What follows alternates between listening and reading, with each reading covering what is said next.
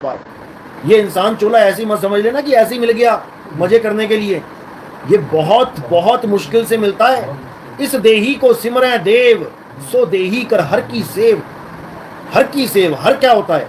हर का मतलब होता है जो तुम्हारे शरीर को हरा भरा रखता है, जिसकी वजह से ये पेड़ पौधे हरे हैं। जैसे ही वो साथ छोड़ देता है शरीर का, ये सूख जाते हैं, सड़ जाते हैं, गल जाते हैं। तुम 150 साल जीवित रहो, तुम्हारा शरीर हरा भरा रहेगा, आत्मा साथ है तो। जिस दिन आत्मा ने तुम्हारे शरीर को छोड़ दिया, वो सूखना शुरू हो जाएगा, गलना शुरू हो जाएगा, मिट्टी बन जाएगा वो। तो हरी वो है जिसके कारण तुम्हारी काया हरी भरी है, ना कि तुम पत्थर को हरी मान के बैठ जाओ कि पत्थर का हरी पूजोगे। अरे एक चेतन सत्ता, एक आत्मा पत्थर को भगवान मान के बैठ जाए तो इससे बड़े दुर्भाग्य क्या होंगे? क्या हमारे राम जी मिट्टी के थे? क्या हमारे कृष्ण जी मिट्टी के थे? तो तुमने भगवान को मिट्टी का कैसे बना दिया? कृष्ण जी समझा समझा के थक गए कि हे अर्जुन, तू और मैं शरीर नहीं है। जो तुझे और मुझे शरीर करके जानता है, वो कभी हमारे सत्य स्वरूप को नहीं जान सकता। हे अर्जुन, ये शरीर तो हमारे कपड़े हैं। आज एक चींटी आके उसको काट ले, उसी वक्त मार भी देगा, उसको खत्म कर देगा।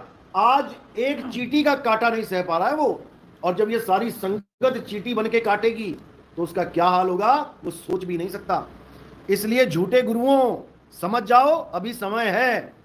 अभी भी अगर नहीं समझे तो फिर 1,84 में जाना पड़ेगा। लेकिन अगर ऐसे गुरु भी समझदारी दिखाएं और सत्य को समझें, उनका भी कल्याण हो सकता है।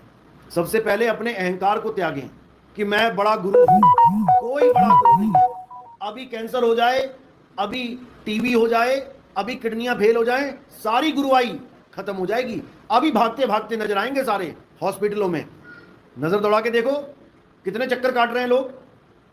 कैलाश गुरुजी, सुरती कमल को के बारे में कुछ बताएं। बिल्कुल, जैसा कि आपको पता है कि हमारे शरीर में 7 कमल है, और जो 8वां कमल है उसको सुरत कमल कहते हैं, जिसकी वजह से ये 7 कमल चलायमान है। 2 दल कमल, षट दल कमल, 12 दल कमल। जब दल कमल लगता है तो वो काया का होता है, और जब कमल दल लगता है, दोनों में फर्क है। अच्छी तरह समझ लो, ये भी भेद है। ये भी तुम्हें समझा रहा हूं मैं। अब यही जो मैं लाइन बोल रहा हूं, तुम्हें 2, 4, 5, 10 दिन में कोई और गुरु बोलता हुआ दिखाई देगा। यही होता आ रहा है। जो ज्ञान मैं खोल देता हूं, उसी ज्ञान को कॉपी करके महाराज जी ज्ञानी बन जाते हैं। समझ लो, तुम्हारा सवाल है इसलिए बता रहा हूं, नहीं तो अभी बताने की जरूरत नहीं है। जहां पर दल कमल होता है वो काया की निशानी होती है, जहां पे कमल दल होता है वो सुरता की निशानी होती है। अष्ट कमल दल, यानी सुरता की बात हो रही है। 12 दल कमल, अष्ट दल कमल, ये काया की बात चल रही है, ये चक्रों की बात चल रही है। तो बाणीय अष्ट कमल दल चक्कर सूझा, जोगी आप में बूझा। यानी जोगी आप में आपको बूझने लगा, यानी काया से हटा के ध्यान अपने आप को सुरत समझने लगा। ये अनुभव ज्ञान बता रहा हूं मैं। आपको अनुभूति होगी कि आप एक सुरत हो, तब समझ जाना कि तुम्हें किस चीज का ज्ञान हो जाएगा, अष्ट कमल दल का। फिर वाणी में जहां भी अष्ट कमल दल बोलूंगा मैं, तुम एकदम समझ जाओगे कि मैं किसकी बात कर रहा हूं। ये अनुभव ज्ञान से खुलते हैं वाणियां। इसके आगे एक कमल और होता है जिसको शब्द गुरु कहते हैं। वहां पहुंचना हमारा लक्ष्य है। सुरत कमल 7 कमलों को चलाने में लगी हुई है। अब जब भेदी गुरु मिल जाता है तो 7 कमल से सुरत को हटा दिया जाता है, और पहले उसको अपना स्वरूप समझाया जाता है। जो मैं सत्संगों में समझा रहा हूं तुम्हें, जो मैं जीव अवस्था की बात कर रहा हूं, ये तुम्हारा सुरत कमल है। उसके बाद इसी सुरत को घुमा के शब्द में लगा लेना है, वहां अवस्था बदल जाती है। फिर तुम अपने पूर्ण ज्ञान में आ जाते हो। अज्ञान दशा में जीव कहलाते हो और ज्ञान दशा में पीव हो जाते हो। कोटि तो ब्रह्मा भय, जप जप के ब्रह्मा बन गए, और कोटि भय ईश, साहिब तेरी बंदगी से जीव होए जगदीश। यानी जीव अपनी पीव अवस्था को प्राप्त कर लेता है, तब उसके ये बंधन टूट जाते हैं।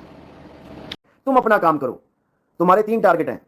पहला भक्ति, दूसरा देश की सेवा, अंग दान करके, तीसरा भ्रष्टाचार खत्म करके। बस ये 3 चीजों पे फोकस कर लो तुम, और ये तीनों तब होंगी जब अच्छे से प्रचार प्रसार कर लोगे।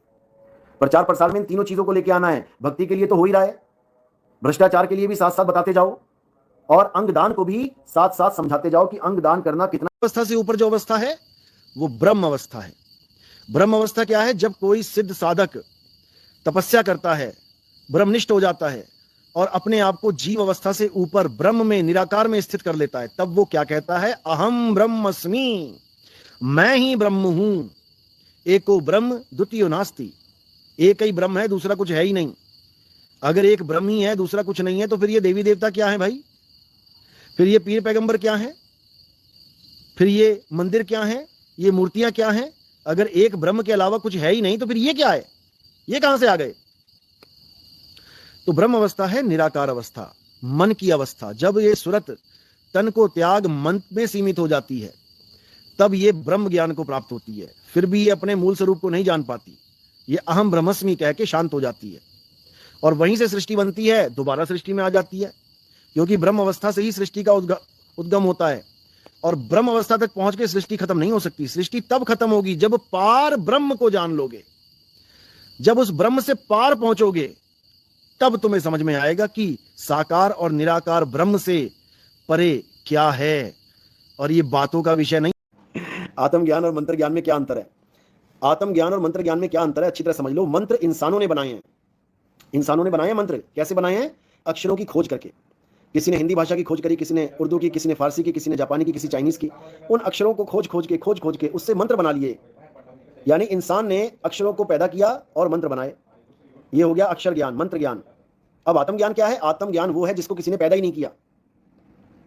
आत्मा को कोई पैदा ही नहीं कर सकता। ये गाजीपुर वाला सत्संग नहीं चल रहा है कि गाजीपुर में पूरी भाजी खा के बोलने लग गए कि आत्मा पैदा होती है पर मरती नहीं है। हमारे यहाँ पाजी बोलते हैं उसको, पाजी। पाजी यानी पागल। एक प्राजी होता है, प्राजी यानी बड़ा भाई, प्राजी। एक होता है पाजी, नालायक पाजी। बता रहे हैं कि बेटा जब तुम्हारी मौत आएगी तो क्या करना है? मिला दो मुझे उस पंडित जी से, मिला दो मुझे उस भागवत कथा करने वालों से जो ये बता रहा है कि जब तुम्हारी मृत्यु आएगी तो कौन से दरवाजे में से निकल के क्या बनोगे। मिला दो कोई उससे। कोई नहीं बता रहा है। सब कृष्ण जी के नाम पे धंधा बना के बैठे हैं, मूर्ति लगा दी है। आओ कृष्ण जी की कथा सुनाए तुम्हें, और जाते जाते 150, 200, 500 देके चले जाओ। किसको? शरीर को। कृष्ण जी के शरीर के ऊपर पैसा चढ़वा के तुम्हें घर भेज दिया। और जो कृष्ण जी ज्ञान बता रहे हैं आत्मा का शरीर कैसे छोड़ना है, वो कौन बताएगा? यही मूल ज्ञान है। अगर इसको नहीं समझा तो 184 में चले जाओगे। तो कह रहे हैं कि लेकिन जिनकी आंखें ज्ञान से प्रशिक्षित होती हैं, वह यह सब देख सकता है कैसे शरीर को छोड़ना है। मेरी आजा झनकार उठे जहां, ध्यान धरे तब समझ परे। बिन बाजा, बिन बाजा, बिन बाजा झनकार उठे जहां। समझे? वहां ये नहीं है कि ढोलक है तो ढोलकी बजेगी, बीणा है तो बीणा बजेगी। वो निकम्मा क्या बोल रहा है गाजीपुर वाला? कह रहा है ढोलक है तभी ढोलक की आवाज आएगी। वो ढोलक और ढोलक की आवाज को दो मान के बैठा है, क्योंकि वो तत्वों का ज्ञान दे रहा है। यहां नी तत्व का ज्ञान है, समझे? नी तत्व का